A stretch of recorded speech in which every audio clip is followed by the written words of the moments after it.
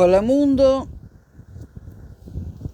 estoy en Madrid, las 19:04, las 7:04 de la tarde, 7:04 pm, 7:04 pm del martes 18 de junio de 2024. Vamos a continuar con los caminos que llevaron a la Gran Guerra o Primera Guerra Mundial. Y vamos a continuar con Serbia. Aún no hemos finalizado con los antecedentes en cuanto a Serbia que llevaron a esa guerra. Bueno, desde un punto de vista político, el acuerdo y la armonía con Austria son inviables para Serbia, escribió Garasanim en 1844. Hacia 1903, la posibilidad de un conflicto abierto entre Belgrado y Viena era limitada, sin embargo. Ambos países compartían una larga frontera que desde la perspectiva de Belgrado era más o menos indefendible. La capital serbia estaba muy bien situada en la confluencia de los ríos Danubio y Sava y a corta distancia de la frontera con Austria-Hungría. Las exportaciones serbias se dirigían principalmente al imperio austrohúngaro, y una gran proporción de sus importaciones procedía de allí. La política de Rusia en la región reforzó los imperativos geográficos. En el Congreso de Berlín de 1878, Rusia contribuyó a crear una entidad búlgara autónoma en la Europa otomana, con la esperanza de que Bulgaria siguiera siendo cliente de Rusia, puesto que era previsible que Bulgaria y Serbia rivalizaran algún día por el territorio de Macedonia. El príncipe Milán, posteriormente rey, procuró equilibrar esta amenaza tratando de estrechar más la relación con Viena. De este modo, el apoyo de Rusia a Sofía empujó a Serbia a los brazos de Viena. Siempre que Rusia continuara jugando su política balcánica con cartas búlgaras, posiblemente las relaciones entre Viena y Belgrado seguirían siendo armoniosas.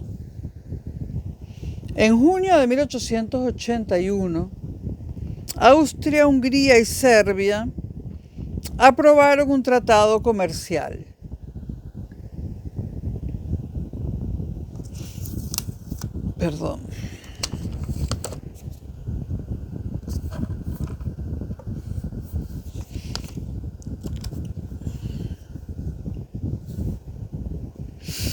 Bueno, como decía, en 1881, Austria-Hungría, el Imperio y Serbia aprobaron un tratado comercial. 3 semanas después se complementó con un convenio secreto que el propio príncipe Milán firmó y que estipulaba que Austria-Hungría no solo ayudaría a Serbia a conseguir el ascenso a la categoría de reino, sino que también apoyaría sus reivindicaciones de anexionar territorios de Macedonia.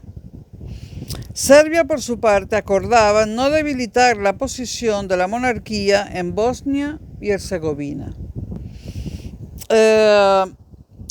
Serbia, y eso rezaba un documento serbio, Serbia no permitiría que desde su territorio se dirigieran intrigas políticas, religiosas o de otra índole contra la monarquía austrohúngara, incluidos Bosnia, Herzegovina y el Sanjak de Novi Pazar. Bueno, eso decía un documento. Ustedes saben que desde que las palabras, que el papel muchas veces se convierte en papel mojado, ¿no?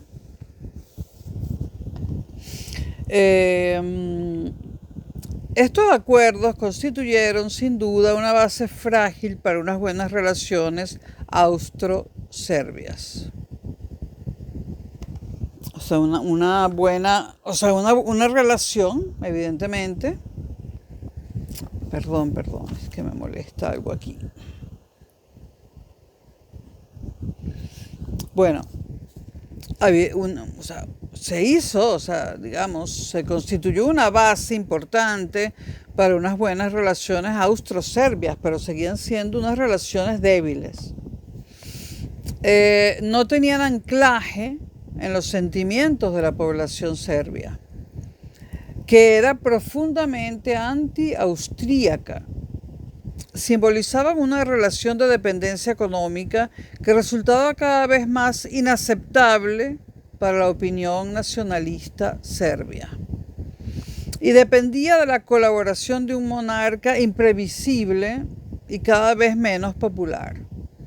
Pero mientras Milan Obrenović permaneciera en el trono, garantizaban al menos que Serbia no se pondría al lado de Rusia contra Austria, y que la parte espinosa de la política exterior de Belgrado seguiría apuntando en dirección a Macedonia, y la contienda que se avecinaba contra Bulgaria,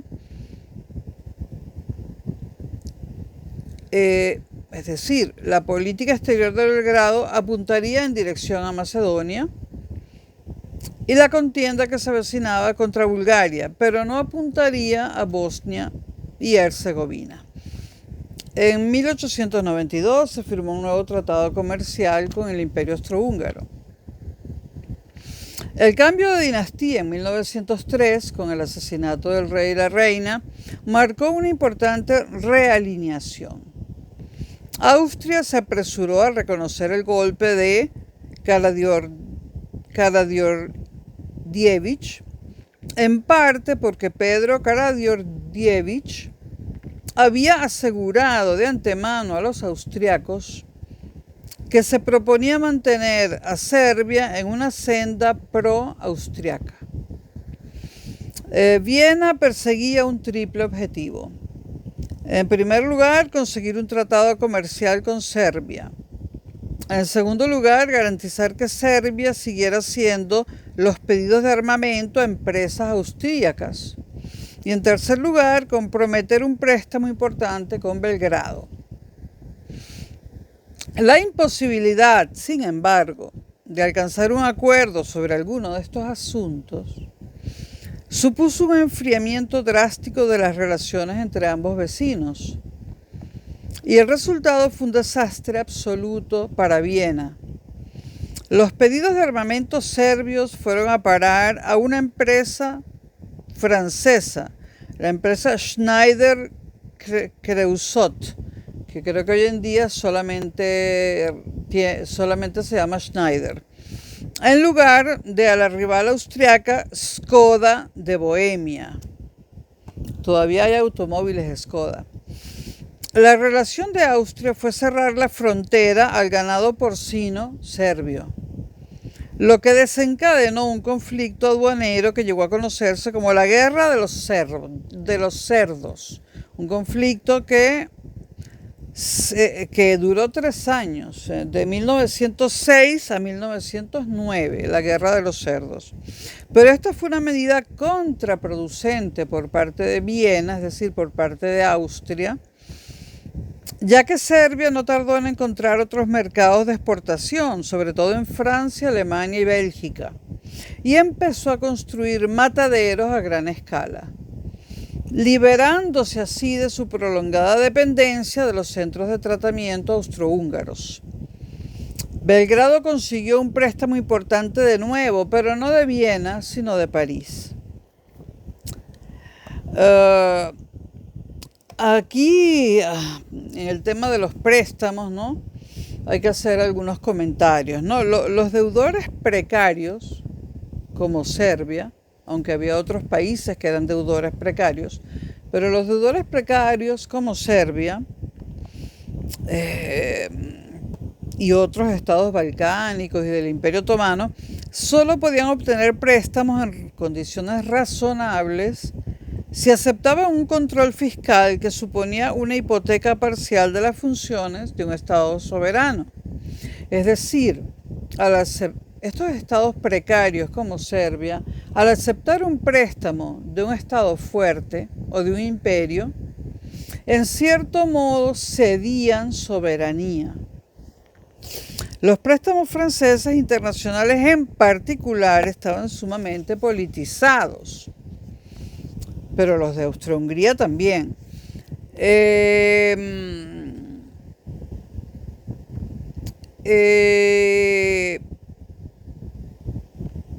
Francia acosaba a posibles clientes.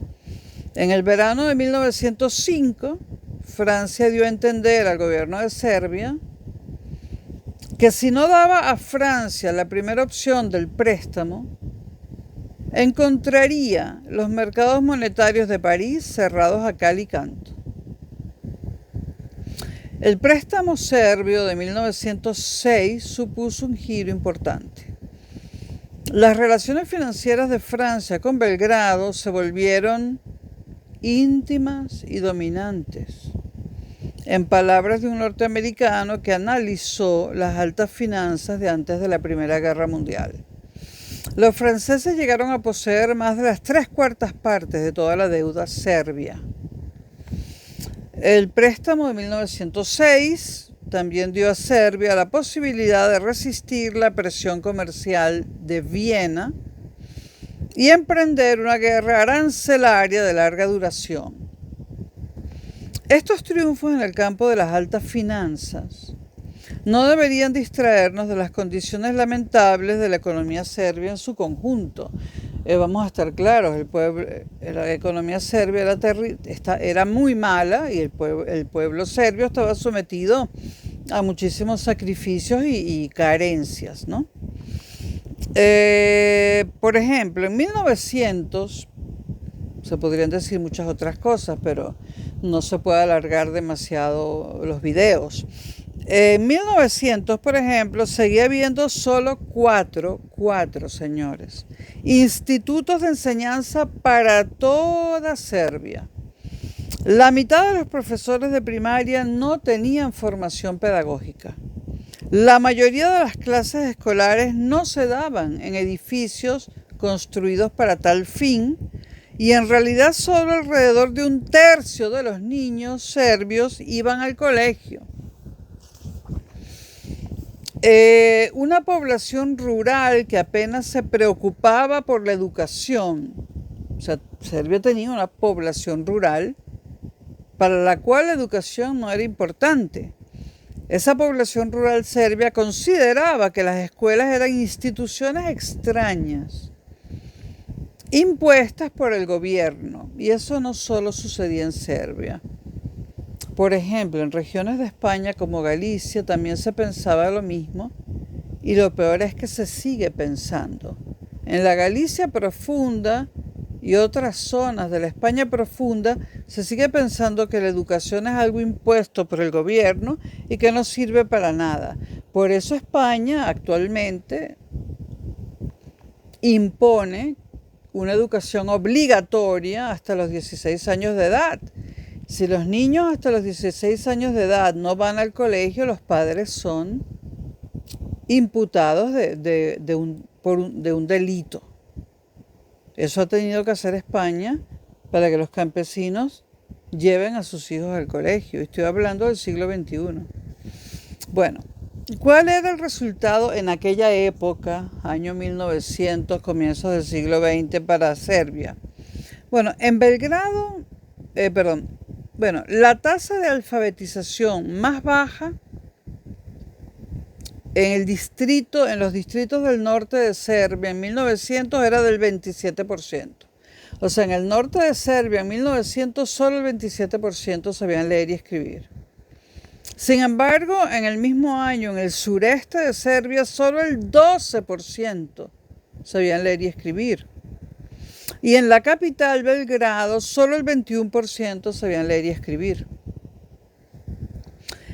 El nacionalismo, por lo tanto, representaba el único instrumento político y la fuerza cultural más potente, porque el nacionalismo florece donde hay ignorancia y analfabetismo.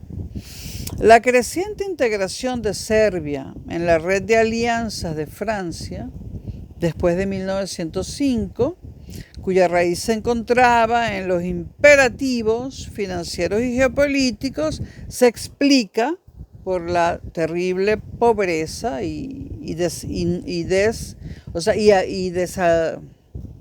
no alfabetización que había en Grecia, que había en Serbia, ¿no? Se creía que esta relación nueva con Francia podía mejorar las condiciones de vida y alfabetización en Serbia.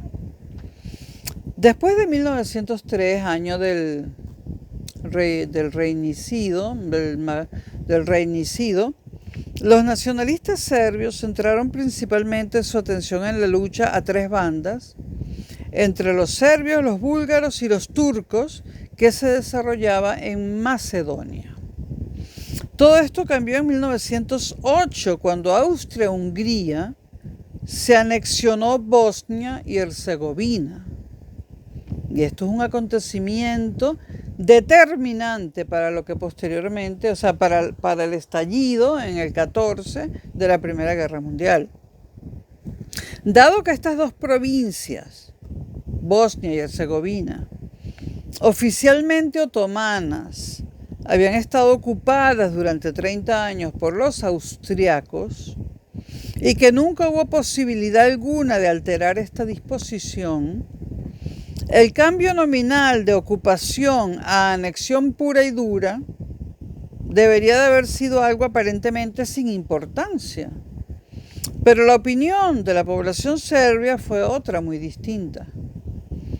El anuncio que creó, y esto viene de los informes de los representantes diplomáticos en Serbia de otros países, el anuncio creó, y cito textualmente informes de diplomáticos extranjeros que estaban en Serbia en este momento, el asunto creó una explosión de resentimiento y entusiasmo nacional sin precedentes, tanto en Belgrado como en las provincias. Hubo muchas reuniones en las que los oradores pedían a gritos la guerra contra Austria, esto en 1908. Los nacionalistas decían que no solo gozaban del respeto de todos los serbios, sino también de toda la raza eslava. Incluso Nikola Pasic, y ya hemos hablado en el video anterior de él, personaje fundamental, un político fundamental en la historia de Serbia, incluso él, Nikola Pasic, líder del Partido Radical Serbio, que en ese momento no era ministro y por lo tanto era libre de decir lo que pensaba, sostenía que si la anexión no podía revertirse, Serbia debía prepararse para una guerra de liberación, es decir, para liberar a Bosnia y Herzegovina de Austria.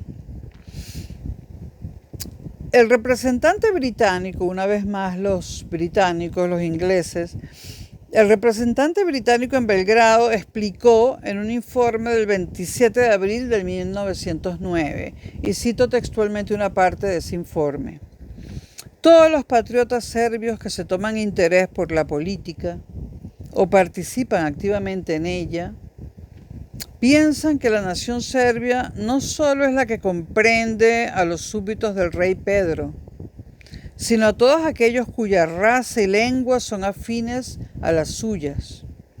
Por consiguiente, ansían la creación definitiva de una gran Serbia, que integre todos los distintos sectores de la nación, ahora divididos bajo el dominio austriaco, húngaro y turco.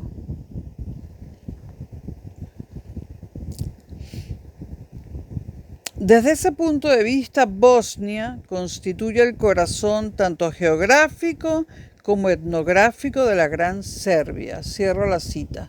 Repito, es una cita de un informe que hizo un representante británico en Serbia para su gobierno en Londres.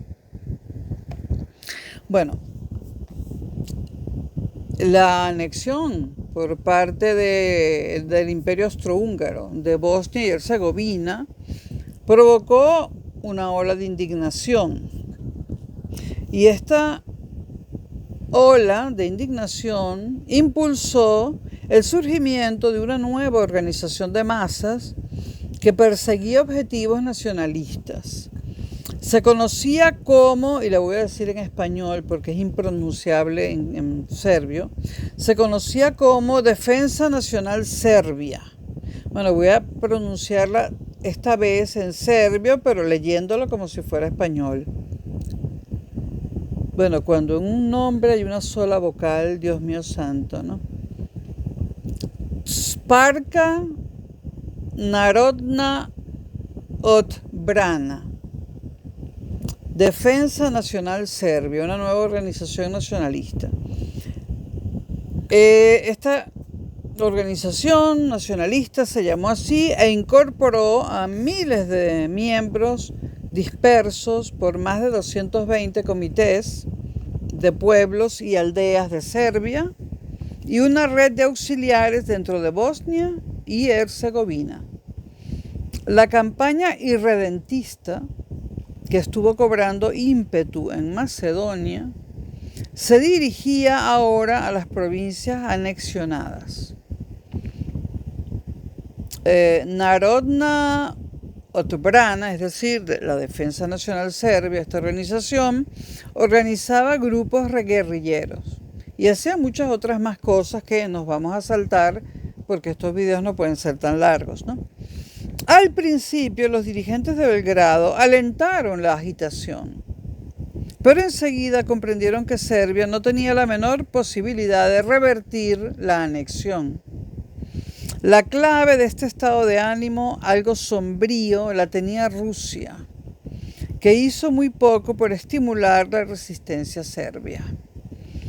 No era de extrañar, ya que fue el ministro de Asuntos Exteriores ruso quien propuso la anexión a su homólogo austríaco.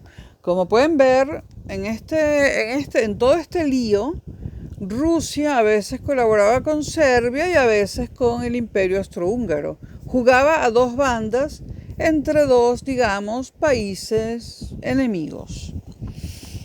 Posteriormente advirtieron al representante serbio en San Petersburgo de que Belgrado no debería movilizarse contra Austria, bajo ningún concepto, porque nadie podría ayudarlos, decían los rusos, porque el mundo entero quiere la paz, decían los rusos unos escasos 5 o 6 años antes del estallido de la Primera Guerra Mundial. Decían, el mundo entero quiere la paz. Bastante equivocados estuvieron, muy lamentablemente. Bueno, la hostilidad entre los radicales y los camaradas de su antiguo partido, porque el partido radical se dividió en dos, siguieron existiendo los radicales, que no eran tan radicales, y el partido se divide y quedan los radicales por un lado, siendo mayoría, y unos radicales más extremistas. Ahora, la hostilidad entre los radicales y los camaradas de su antiguo partido, los radicales independientes, que hablaban de un tipo de nacionalismo panserbio a ultranza, o sea, nacionalismo como sea, la Gran Serbia como sea. En el invierno de 1808 a 1809, todas las potencias instaron a Belgrado a renunciar y aceptar lo inevitable. ¿Qué era lo inevitable? Pues que Bosnia y Herzegovina ahora pertenecían a Austria. Naturalmente, Austria-Hungría se impuso y el 31 de marzo de 1909, Belgrado se vio en la obligación de renunciar oficialmente a sus reclamaciones de los territorios de Bosnia y Herzegovina. Con grandes dificultades el gobierno logró calmar la agitación. Belgrado prometió a Viena que desarmaría y disolvería a sus bandas y voluntarios. El grupo por la defensa nacional de Serbia, el Narodna Odbrana, fue despojado de sus funciones insurgentes y bélicas por el Estado oficial serbio, pero esto siguió existiendo, por supuesto, clandestinamente, ¿no? Se dieron dos cambios importantes. En primer lugar, la crisis inició un periodo de estrecha colaboración entre Belgrado y las dos grandes potencias amigas.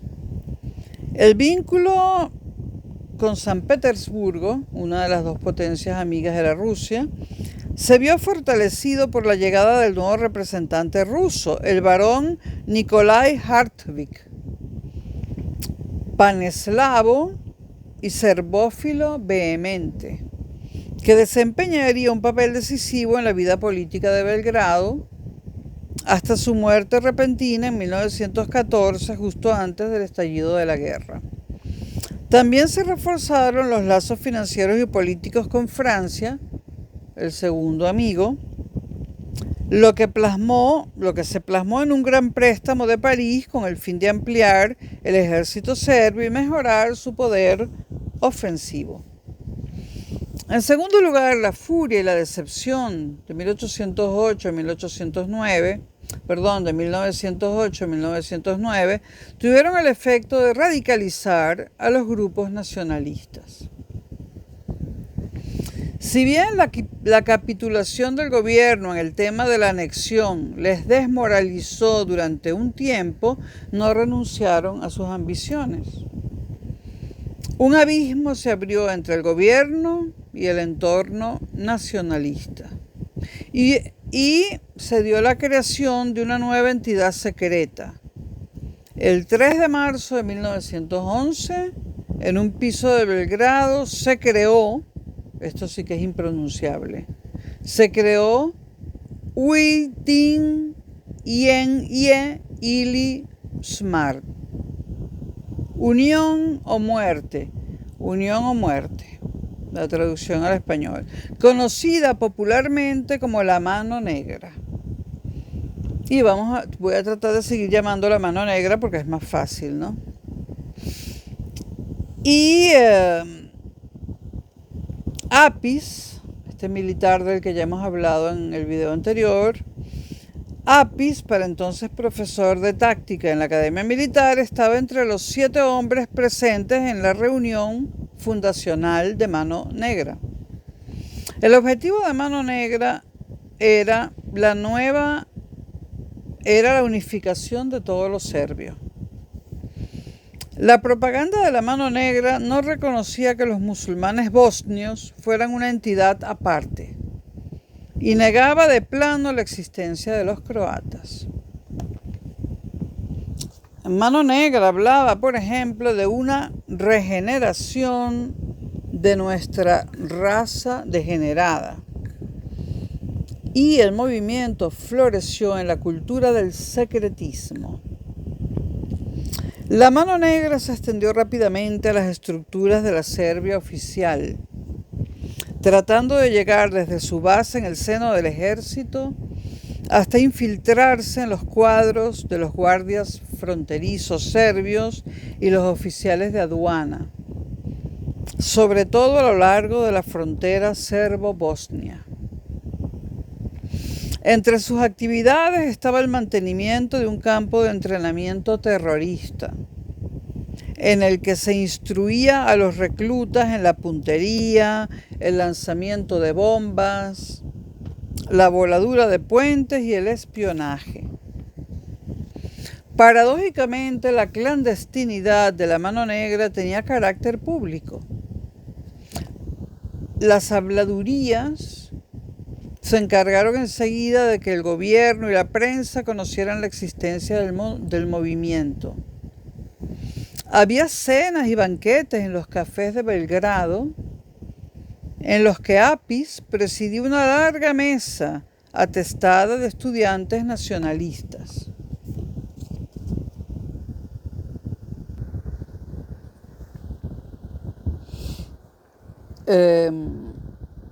Había mucha incertidumbre acerca de cuáles eran los objetivos de la Mano Negra. Al igual que muchos dirigentes del Partido Radical, Pašic consideraba que la Mano Negra era un movimiento dedicado principalmente a derribar el Estado serbio desde dentro. Al parecer creía que su ultranacionalismo era un mero camuflaje para la subversión interna.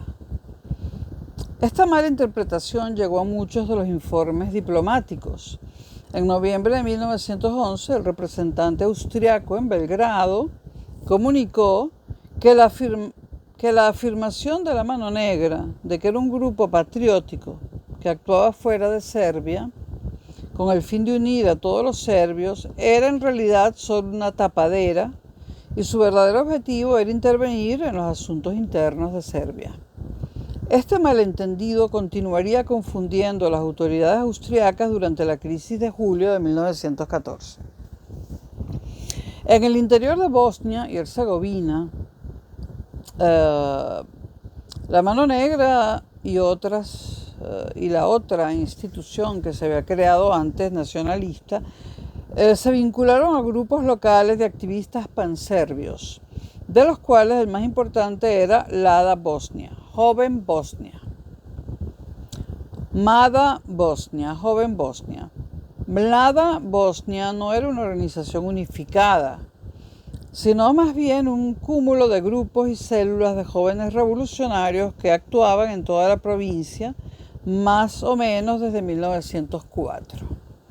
Se centraba menos en Serbia que la Mano Negra.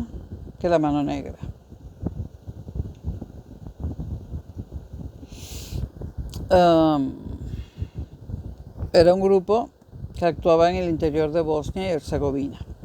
Puesto que actuaban bajo la mirada de la policía austríaca, los jóvenes bosnios adoptaron una estructura descentralizada y flexible basada en pequeños círculos,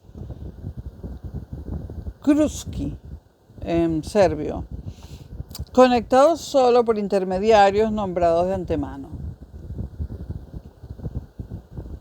El gran momento de Joven Bosnia llegó en 1910, cuando uno de sus militantes se lanzó a un ataque suicida contra el gobernador austriaco de Bosnia.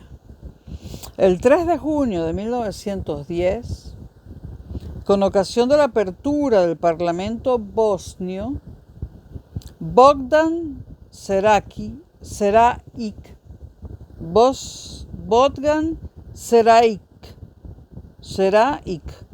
estudiante serbio de Herzegovina, disparó 5 veces al gobernador Marijan Varasanin, pero todas las balas salieron desviadas. Entonces, Bogdan Šerajić vació el cargador en su cabeza. Le enterraron de forma anónima en un sector del cementerio de Sarajevo reservado a los criminales y suicidas. Pero su tumba se convirtió enseguida en un santuario para el movimiento clandestino serbio. Y su acción fue elogiada por la prensa nacionalista de Belgrado. Nadie hizo tanto por ensalzar la reputación de Šerajić como su compañero de Joven Bosnia, Vladimir Gacinović. Gacinović dejó Bosnia para ir al instituto en Belgrado, es decir, al colegio, donde se quedó hasta completar un trimestre en la universidad antes de ganar una beca del gobierno para la Universidad de Viena. Era célebre por un panfleto que escribió conmemorando la vida y la muerte de Šerajić. El ataque de Šerajić, aunque fallido, marcó el comienzo del uso sistemático del terrorismo contra la élite política del imperio de los Habsburgo.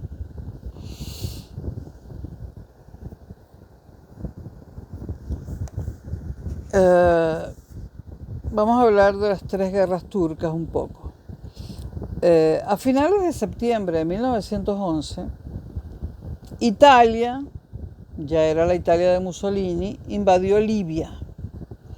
Ese ataque no provocado contra una de las provincias que integraban el Imperio Otomano, creo que ya era la Italia de Mussolini. Puedo estar, esto es importante. Voy a corroborarlo con Google.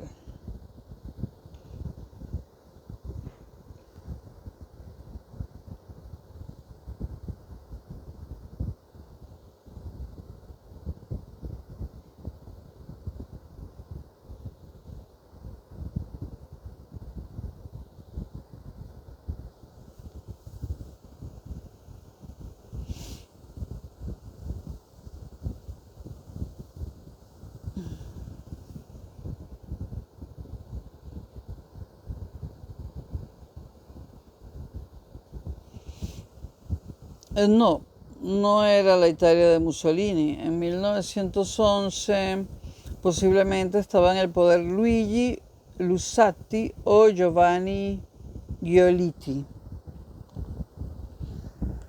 Mussolini creo que fue en 1922.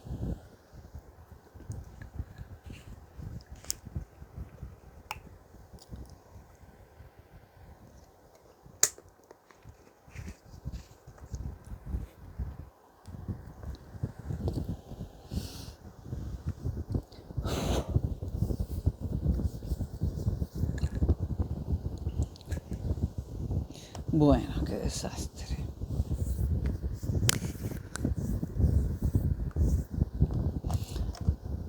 Bueno, como dije hace un momento, a finales de septiembre de 1911, Italia invadió Libia. Ese ataque no provocado contra una de las provincias que integraban el Imperio Otomano desencadenó un aluvión de ataques oportunistas contra los territorios controlados por los otomanos en los Balcanes. Una coalición informal de estados balcánicos, compuesta por Serbia, Montenegro, Bulgaria y Grecia, organizó ataques paralelos contra territorio otomano. Y de este modo se inició la Primera Guerra de los Balcanes. Esto sí es importante. La Primera Guerra de los Balcanes data desde octubre de 1912 hasta mayo de 1913. El resultado fue una victoria trascendental para los aliados balcánicos sobre las fuerzas otomanas. Algunas de estas cosas las voy a poner en el cuadro de descripción. Algunas de estas cosas, no todas. Y también habrá videos donde no se me ve a mí, sino con esquemas de todas estas cosas que, unidas con muchas otras que vamos a ver, provocaron, digamos, la Gran Guerra o Primera Guerra Mundial. Bueno, el resultado fue una victoria trascendental, como ya dije, para los aliados balcánicos sobre las fuerzas otomanas, que fueron expulsadas de Albania, Macedonia y Tracia. En la Segunda Guerra de los Balcanes, que data de junio y julio de 1913, los beligerantes pelearon por el botín de la primera. Serbia, Grecia, Montenegro y Rumanía lucharon contra Bulgaria por territorios en Macedonia, Tracia y la Dobruja. El beneficiario más notable de todas estas guerras, o de estas dos guerras, fue Serbia, que obtuvo Vardar central, incluido Ohrid, Bitola, Kosovo, Stip y Kokani, más la mitad oriental de la Sanjak o Saniak de Novi Pazar. La mitad occidental le tocó a Montenegro. La extensión territorial del reino, hablo de Serbia, aumentó de 30.007 a 54.530 kilómetros cuadrados y su población creció en más de 1,5 millones. La incorporación de Kosovo, paisaje mitológico de la poesía nacional serbia, Fue causa de un gran regocijo, y ya que el reino compartía ahora una frontera con Montenegro al oeste, existía la posibilidad de que mediante una unión política con sus vecinos, Serbia pudiera asegurarse un acceso permanente a la costa adriática. Un observador extranjero señaló que ahora el ejército serbio era, y cito, un factor a tener en cuenta, cierro la cita, y que la propia Serbia era una gran potencia regional. Dairel Krakantorp, representante británico en Belgrado, siempre los ingleses y sus informes, ¿no?, informó acerca del clima de euforia público. Cito: Serbia cree que, por así decirlo, ha alcanzado su mayoría de edad y puede llevar a cabo su propia política. Cierro la cita. Las élites políticas del reino, abro cita de nuevo del representante británico, atravesaban en ese momento una fase de enorme autocomplacencia. Cierro la cita. En toda la prensa y los debates públicos, los éxitos serbios en el campo de batalla contrastaban, cito de nuevo al británico, con los fracasos de la diplomacia austriaca. Cierro la cita. Para muchos de los que habitaban los territorios recién conquistados por Belgrado, la imposición de la ley serbia trajo acoso y opresión. La libertad de asociación, de asamblea y de prensa, garantizadas por la Constitución serbia de 1903, no se introdujeron en los nuevos territorios, ni tampoco el artículo 13, que revocaba la pena de muerte para crímenes políticos. A los habitantes de estas nuevas tierras se les negaron los derechos al voto activo o pasivo. Dicho de otro modo, las zonas conquistadas adquirieron naturaleza de colonia. El gobierno justificó estas decisiones aduciendo que el nivel cultural de los nuevos territorios era tan bajo que otorgarles libertad pondría al país en peligro. La principal preocupación era mantener a los que no fueran serbios, la mayoría en muchas zonas, fuera de la política nacional. Los periódicos de la oposición se apresuraron a señalar que, de hecho, los nuevos serbios habían disfrutado de más derechos políticos bajo el dominio turco de los que gozaban bajo el gobierno serbio. Por parte serbia fue una guerra de dos clases, en la que combatían no solo unidades del ejército regular, sino también, como sucedió con tanta frecuencia en el pasado, bandas de partisanos y otros combatientes independientes. En octubre y noviembre de 1913, los vicecónsules británicos en Skopje y Monastir denunciaron una intimidación sistemática, detenciones arbitrarias, palizas, violaciones, incendios de pueblos y masacres por parte de los serbios en las zonas anexionadas. El vicecónsul Grejk de Monastir escribió en su informe: ya es sumamente evidente que bajo el dominio serbio los musulmanes no pueden esperar más que matanzas periódicas, una cierta explotación y la ruina final.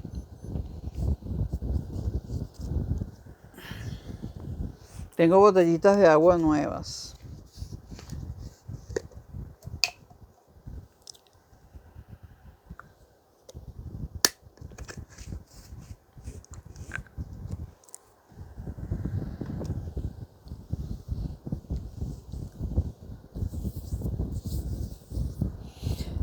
Lo interesante de estos informes, hechos por diplomáticos británicos, la mayoría,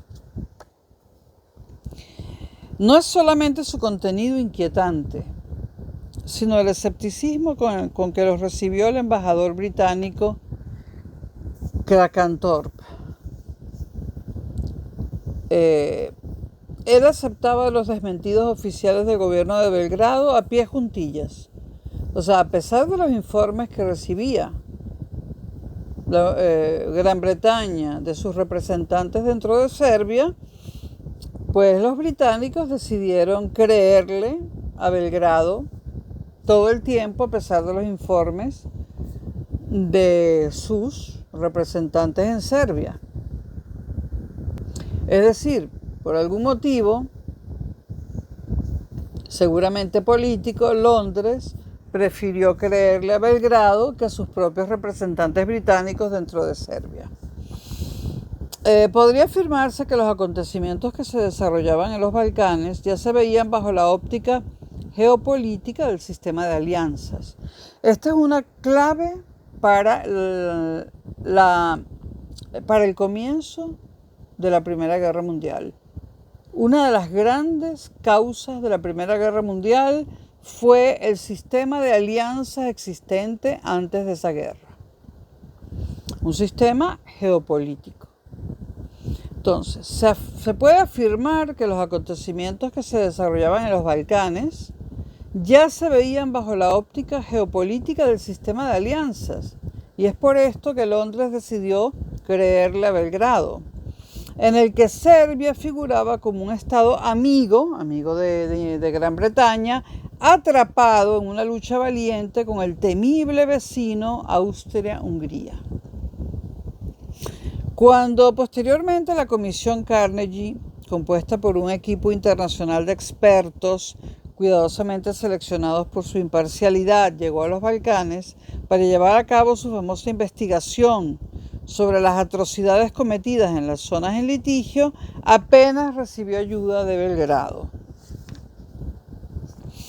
A finales de mayo de 1914, la situación en Belgrado se encontraba en un equilibrio tan delicado que fue necesaria la intervención de las potencias extranjeras para evitar la caída del gobierno de Pasic. El representante ruso en Belgrado declaró públicamente que las políticas rusas en los Balcanes exigían que Pasic se mantuviera en el cargo. Los franceses respaldaron esto. Pasic acudió a las siguientes elecciones en junio de 1914 para consolidar su posición. No había nada en estas luchas políticas poco claras que tranquilizara a los analistas de los asuntos serbios en Viena. En el próximo video, señores, paso a paso la conspiración para asesinar al heredero del Imperio Austrohúngaro en Sarajevo, es decir, a Francisco Fernando y su esposa. En el próximo video, la conspiración para ese asesinato que, digamos, marca el comienzo de la Primera Guerra Mundial. Nos vemos próximamente. Gracias si han llegado hasta aquí.